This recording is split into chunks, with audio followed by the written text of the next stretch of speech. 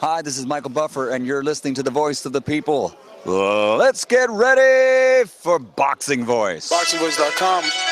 What broke him down? Was it just a body punching? I was hitting him with body punching. I heard him actually, he was crying there.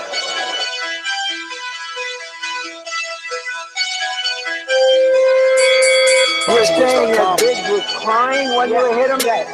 When did that happen? And perhaps the fourth round on. BoxingVoice.com. So that you knew you had him by that time. Absolutely, but I knew he was tough and taking those punches. Gennady Productions.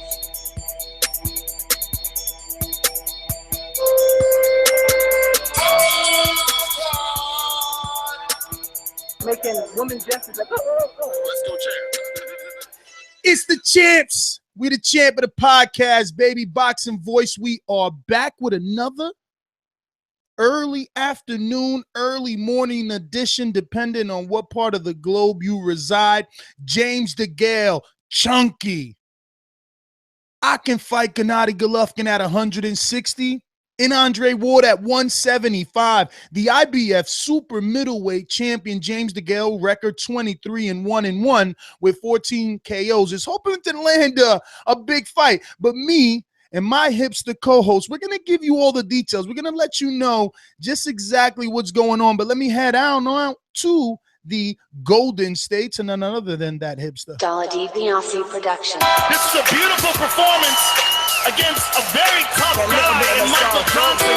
How do you feel about it? Fuck that. Conor McGregor. BoxingVoice.com. You know me, Larry. From a wicked entrance, from a flip over the rope into a knockout now. When the main thing is, I just hope the guy, I wish. BoxingVoice.com. Yes, I'm here. And if you haven't picked it up already, I am a James DeGale fan. I'll wave that flag. I'm a little bit of a fanboy for James DeGale.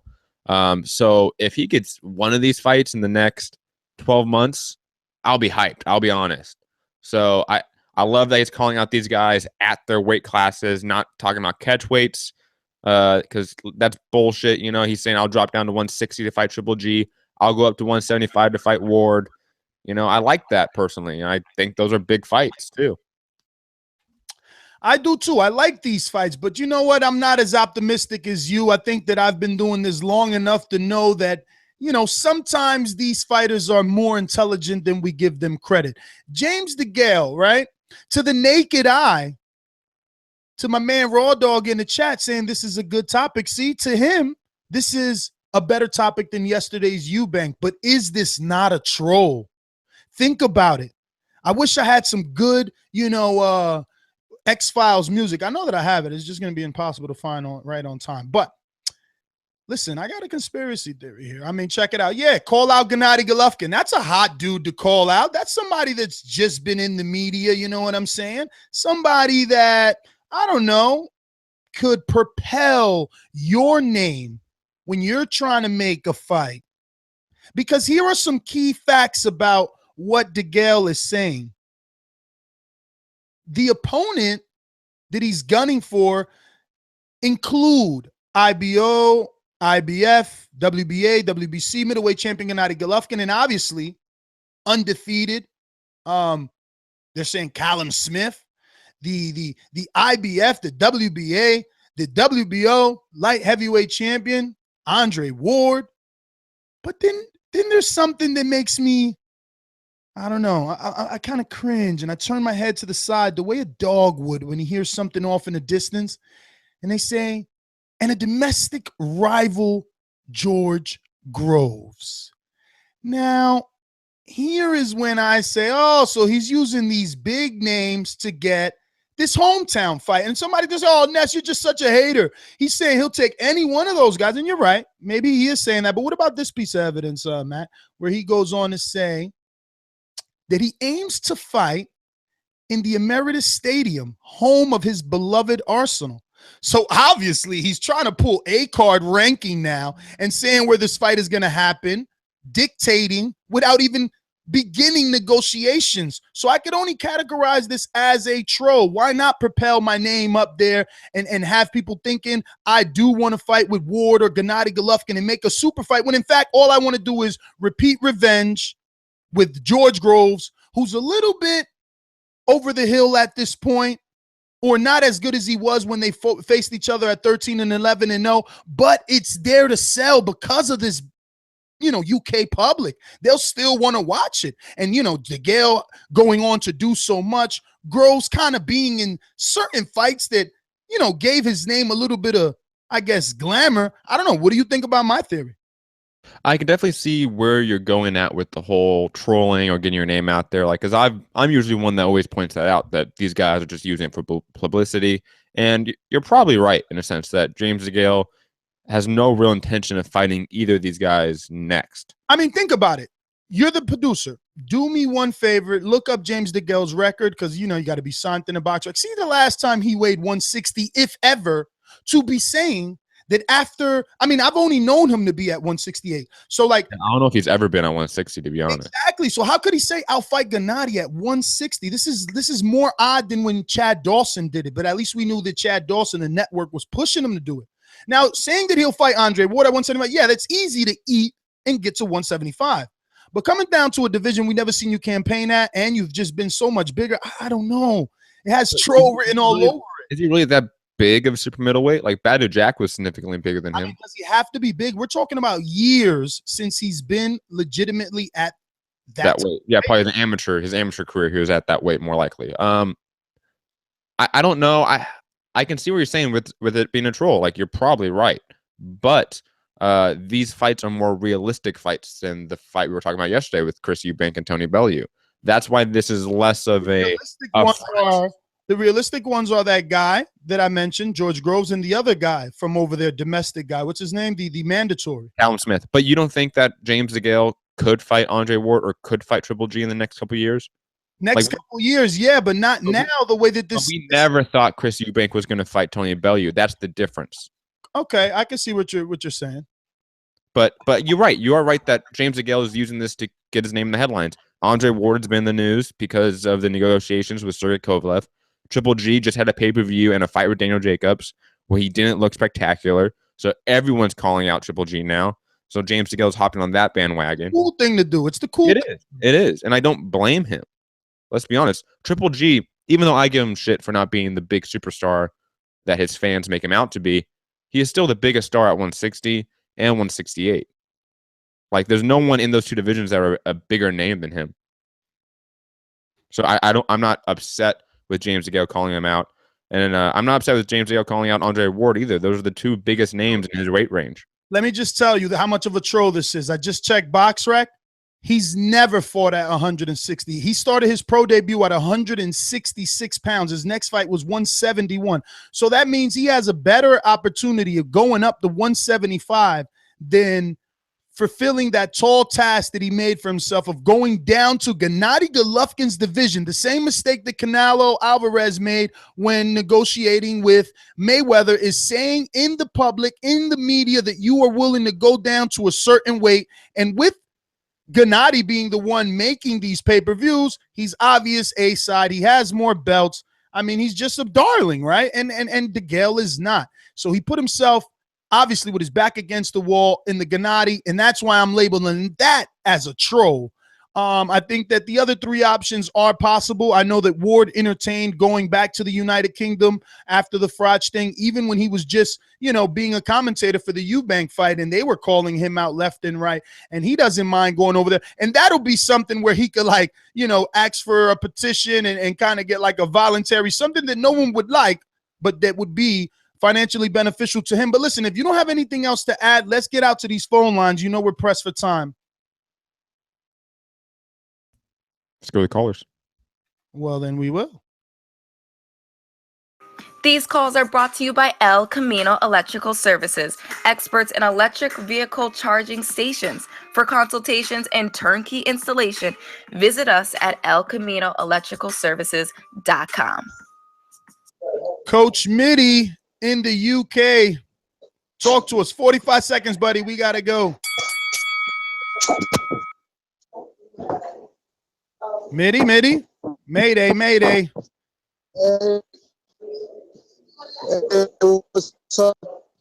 Oh, man, Mitty, you have a horrible connection. And Wesley, you need to mute yourself as well. If we're not talking to you, please mute yourself. We're going to go to some alumni while Mitty and Wesley get their things together on Skype. I told y'all a long time ago, the Kirkland will go down 3 rounds. Next, I got milk, baby. Yo, DeGale does not need to go down. I think he's trolling, man. There's no way in hell he's going back down to 160. If he does that, that's going to fuck his career, trying to go back up, man. Yo-yoing up and down in weight, never good, man. It's easier to go up than it is to come back down and then go back up. So that's my call, man. All right, Milkman, thanks for calling in. If you want to call in, you know that number, 1-425-569-5241. International callers can add Nestor Gibbs on Skype, NESTORGIBBS. If you're watching this live with us or in the future, present, or past, depending on your country, definitely hit that thumbs up button. It helps with the visibility of the show, and it shows me and Matt that this is what you want. You want more boxing every day, and that's what we are trying to do. Since opening up Patreon, we said that we would double the amount of content, and we've kind of done that. We always wanted TBV in the morning, and it's kind of TBV in the afternoon. So if you're enjoying these afternoon shows, hit that thumbs up button, man, because Matt has a child over there that he has to get babysitting for and stuff like that. Speaking of children, congrats again to Brad on his newborn. Brad, what do you think about this headline here, this quote directly from James DeGale, saying that he can fight Gennady at 160 and even Ward at 175? I believe that everyone is wanting to jump into this bandwagon because it propels their career, but I think that he's trolling. I got a question for you guys.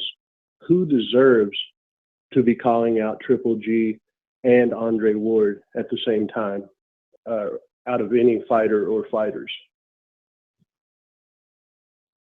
Listen, I wouldn't have an issue with James DeGale. I said he deserves it. I just think it's unrealistic to say that he would go down to 160. I think that he can get a fight with Andre Ward, especially at 68, since his trainer already said they'd be willing to come down to 168. So yeah, I think that DeGale is deserving, even though some are flat out on him after his last performance with Badu Jack. But Matt, what do you think? Is he deserving enough? And if not him, who else is Brad's question? Saying that James DeGale, is he worthy of these fights, right? That was the question. Well, is he deserving? Should he be able to call these guys out? Yes, of course. Why not? I mean, we've talked about Triple G moving up for a very long time, and he's really the only long tenured champion at 168 right now, in my opinion, because of Badu Jack moving up. And I think that he has every right to call out guys at 175 too, especially if they're the top guys. We've been okay with guys moving up one division or moving down one division and fighting the best guy in the division. We're okay with that usually. It's the 2 or 3 divisions when you move up at one time that we have an issue with, I would say. I agree with you, man. I agree. But this is another edition of the rumor mill. It hasn't been a rumor because it's a headline, because it is, a quote directly from James DeGale himself. But I'm going to categorize it or classify this one as a troll simply because the Golovkin thing. Checking his record, seeing he's never, ever, ever, ever came close to being 160. It's just misleading of him. Misleading. And I will say this, he's been in tough for a couple of straight fights since he signed his Al Heyman tour. So if he would like to, I don't know, get a soft touch in the opinion of the fans, and that be something like a George Groves or a Callum Smith, who I know a lot of people will not consider Callum Smith to be a soft touch. But if he chose to do that, I understand. He's been in a gauntlet himself, and he's done pretty good. But look, again, just to reiterate, it's a troll in my opinion. It's to build up the other 2 names, Groves and Callum Smith. It can be both. That's the thing. He could be deserving of these fights, and it could still be a troll job. You know what I'm saying? Look, we got one more UK caller before we wrap this up. Wesley, talk to me. Wesley, going uno, going dos on Skype. Wesley. What's up, brother? Yeah, we hear you now. Yeah, I mean, the fight. I don't think it's a troll, but you know what? I don't think it's going to happen either. Because let's be real. Let's be honest. I don't think he's going to come down to 160. I do think TGG should come up though to fight him at 168. Because Golovkin, to be honest, he hasn't fought anybody. And let's be realistic. The guy when he fought Jacobs, he did lose. That's just personally my opinion. So I think he should come up and fight James DeGale. And if he is the best middleweight in the world, he will do that. He will happily come up and fight James DeGale and beat him. In my opinion, that's just my personal opinion. How many pay-per-views does the repeat revenge with Groves and DeGale do? In the UK, I mean, because that fight is always going to be there. It's probably about 60, 70,000 pay-per-views. I mean, 60, 70,000? That's or do you mean 700,000? Yeah, I mean, it's not gonna do that much. It's gonna probably do like 100,000, probably. At least. Wow, 100,000. That sounds low. Yeah. Wait, 100,000 pay-per-view buys. David Haye, Tony Bellew did 800,000. It's not gonna do. I mean, you don't think it does 500,000 pay-per-view buys, 400,000? Yeah, but DeGale's not that big, man. But George Groves is. Yeah, but that was coming off of with Frotch, you know what I'm saying? But listen, Wesley, we got to get up out of here. I want to thank everyone that tuned in. If you don't agree or you have your own opinion of this news, definitely drop that comment in the comment section below. You could also suggest other shows. We will be doing an on-demand show, courtesy of Chad Hogan, Brona Maidana Film Study. So save the date. Should be sometime this week. Wesley coming in, maybe 500,000 pay-per-views at least. He's saying he keeps raising it. He went from 60 to 100 to 500.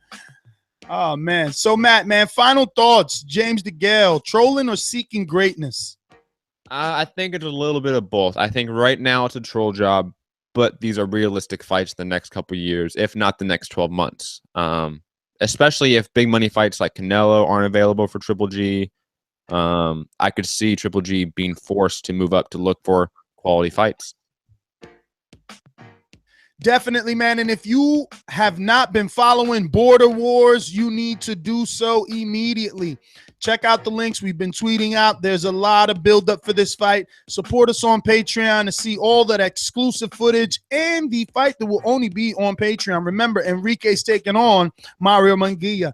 BoxingMD, the champ, going against Canada's champ, the undisputed Canadian Jose. And Matthew, the hipster hunter, coming for Superman Sugar Steve Calderon. Little Stevie. Calling him Little Stevie, man. It's going to be jam-packed. Matthew seeking greatness, looking for that repeat revenge like James DeGale. And MD in tough. Jose putting in the work. Check out now. You can see Jose already sparring the Russian Conor McGregor. How do you get on the Border Wars card? Well, you can definitely be part of the Border Wars, Coach Smitty, because we're accepting $50 entries, and $50 gets you an all-inclusive trip with TBV to Border Wars. You'll be able to meet Erickson Lubin, the fighter, his trainer, hang out with TBV for that weekend, be part of the recording and the episode of the sparring, witness all 3 fights live, and participate in either fight's corner. So you can head on over to ThaBoxingVoice.com/Border Wars to get more information. My name is Nestor Gibbs. Find me on Instagram and Twitter at NestGTO, #TBV Podcast, and #TBV Appreciation Night to see how the Boxing Voice gets down with its listeners. Matthew. You can find me at Mixed Combat News on Twitter and my MMA podcast, Mixed Combat Radios, on Patreon, SoundCloud, YouTube, iTunes, Facebook, etc. Peace. Later.